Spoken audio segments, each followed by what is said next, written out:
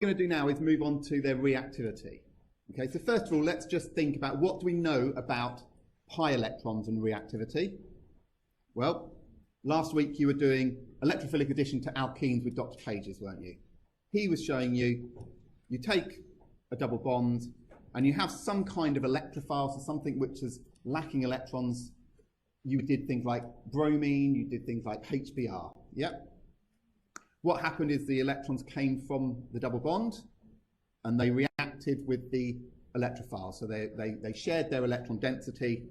The electrophile was added to one of the ends. You then had a carbocation, a positive charge, and depending on what you were looking at, you had the Markovnikov products, where, you know, if it was a more stable carbocation, that's where the addition happened. We're not worrying about that now, but just remember that. And then finally, you had something nucleophilic come in and attack that positive charge, that carbocation, and so you added your electrophile and some kind of nucleophile across. So if it was bromine, you added 2 bromines. If it was HBr, you added hydrogen and a bromine across that double bond. So what about, can we treat the double bonds in an aromatic ring in benzene in the same way? So can we do electrophilic addition to benzene? Well, the reaction is looking very, very similar to start with. Okay, we can say, well, let's take the electrons out of one of the double bonds. Again, we know that they're not fixed, but what we're saying is we need to use 2 of those pi electrons to form a new bond with an electrophile. So we use 2 of the pi electrons. We're going to just draw a fixed bond to make it easier. We're going to react with our electrophile. So that's exactly the same starting point as you did with the alkenes. You end up with a carbocation, just as you did with the alkene example. So the electrophile adds to one of the carbons in a double bond. The other one is missing an electron, so it has a positive charge. But what happens with benzene, and we'll have a little look at that in a minute, is by being an aromatic system, it gives some added stability. Okay? So at this point, the reaction has a choice to make. If a nucleophile came and attacked that positive charge, you would lose the aromaticity. Yeah? You would still have some delocalized nature, but you wouldn't have this cyclic, conjugated planar system anymore. So there would be a penalty in terms of the energy. The energy would increase at that point, so it would be energetically less favorable. So what could you do? Well, at this point, what we need to remember is we haven't drawn our hydrogens in here, but when we need them, we draw them in. So we remind ourselves that actually there is a hydrogen attached here. So this is now sp3 hybridized. It's got 2 carbons, it's got the electrophile, and it's got a hydrogen. Now, to reform that aromatic system is going to be energetically favorable. So rather than the nucleophile coming in and attacking the carbocation, the hydrogen can be lost as a proton.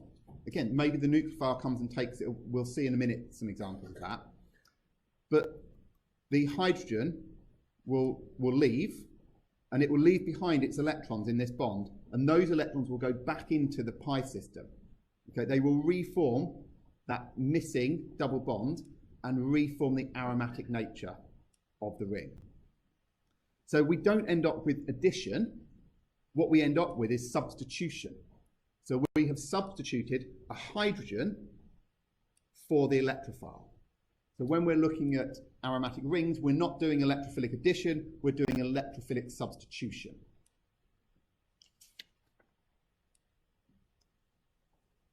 Okay?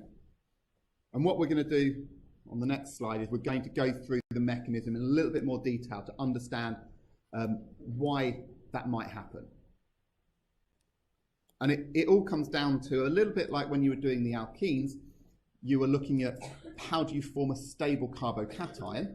What we're about to see in a minute is that the carbocation in the aromatic system is more stable than you might think, because it's within this delocalized, or the ability to delocalize the electrons. Okay.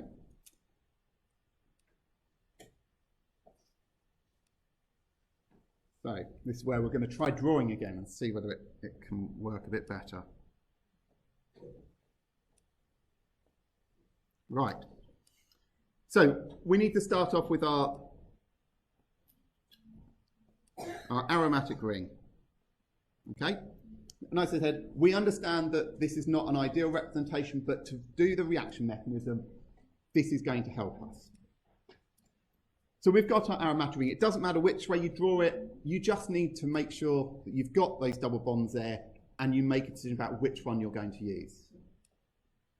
Did the two girls on the third row want to come and do it? Because if you're not listening.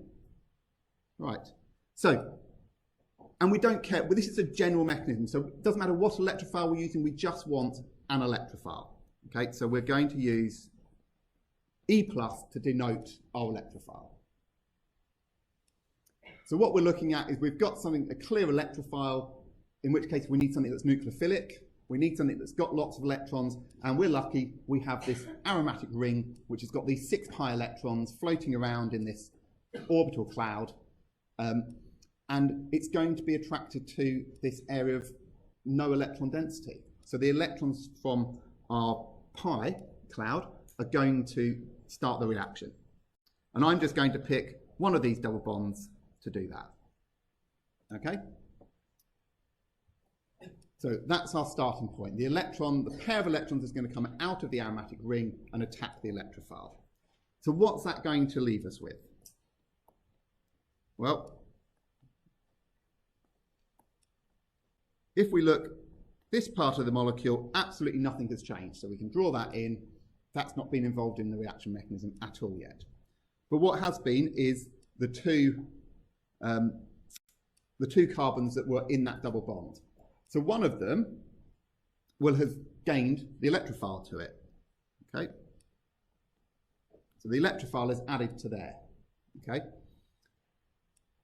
But the other one is going to have lost the electron. So remember, in a double bond, there's 2 electrons.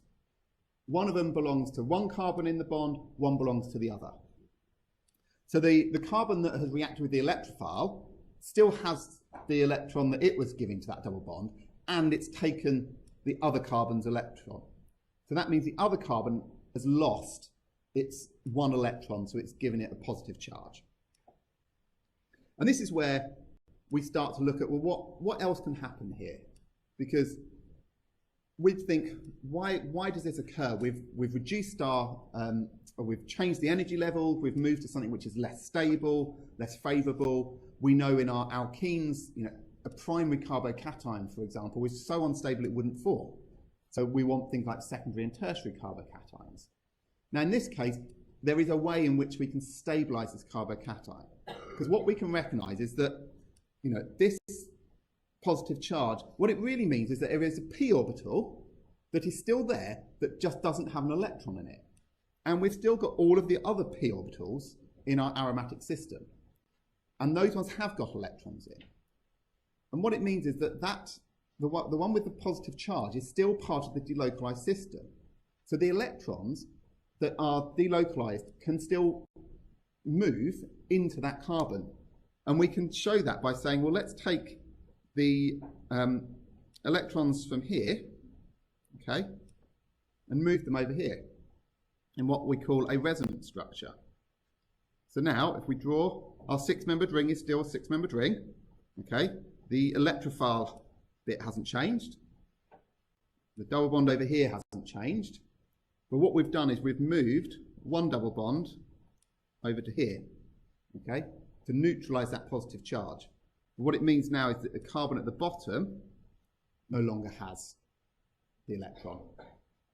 So the electron has moved from down at the bottom, okay, over to what was originally the carbocation in the top structure.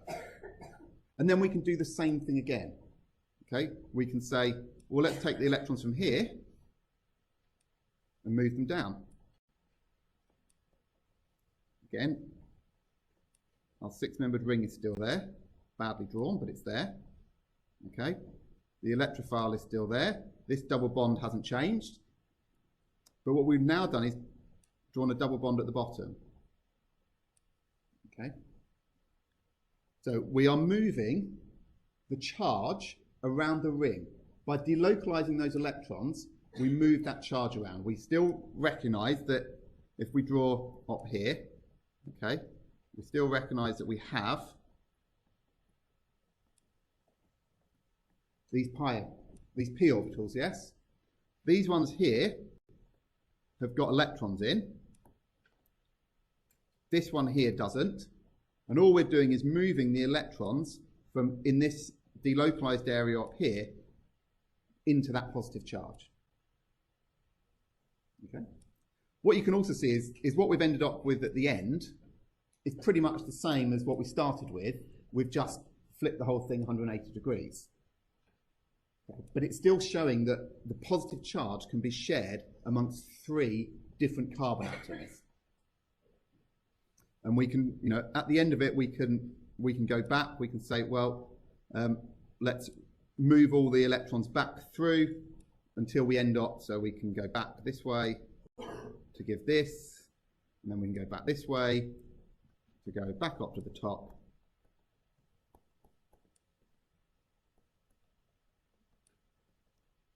Back to where we started. So all of this bit here, okay, this is really important. This is the resonance stabilization of that cation. And this is one of the reasons why this electrophilic substitution happens rather than the addition, because that positive charge doesn't need to react straight away. So if there was a nucleophile around, it's less attractive because the lack of electron, the area of low electron density is actually spread out across multiple carbon atoms. And so what we finally do is remind ourselves that here there is a hydrogen, okay? And so that hydrogen can be lost. So let's, the electrons in here can move back into this aromatic ring. And we can reform our double bond. Okay?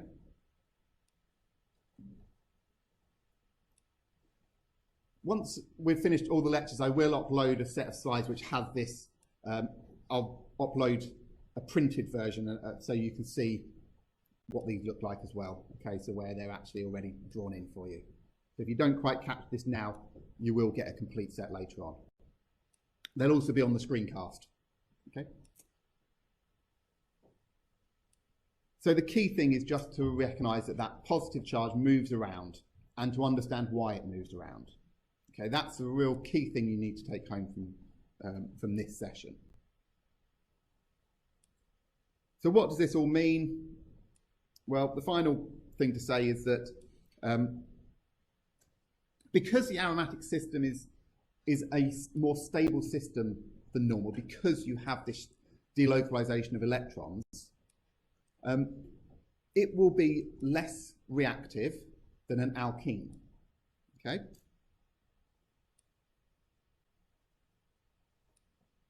What we also need to recognise is that that initial addition bit, we are destroying the aromatic system at that point. Okay? So there's got to be a really strong driver for that. So our electrophile needs to be a strong electrophile.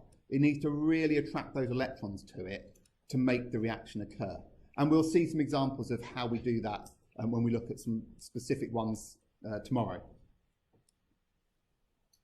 Okay. And so because we've destroyed the delocalization, you know, that's obviously a bad thing, but the fact that we can delocalize that positive charge is a slight positive. And then by losing the hydrogen at the end, we reform the aromatic nature of the ring. Okay. So that's just what I've summarized here. So the aromatic ring is less reactive than the alkenes. We initially are going to destroy the delocalization, or we're going to destroy the aromatic nature, but it can still delocalize. And that's the key, that positive charge can still delocalize around the rest of the ring. But finally, we have to have a really strong, really reactive electrophile to make sure this works. So I like to put at the end, ask yourself, can I? So when you're looking back at this, what you need to ask yourself is the general stuff, okay? If you can get the detail, great, but what I want you to take home is the general bits. So can you describe the structure of an aromatic ring? Can you explain, what it is and why it's in this ring system? What is the aromatic nature of it? And can you provide that general mechanism? And that means, first off, how it reacts with the electrophile and the loss of the hydrogen. That's the basic. So if we go back to that, to here, okay. So the general mechanism is this top bit. It's saying, can you do this bit first of all? Ignore the resonance structure to start with. Can you just explain how addition of electrophile occurs? So it's a substitution rather than addition. But then to really show that you can understand it, you also need to show that you get the resonance stuff as well, okay? But it's most important that you can just do the general bit to start with.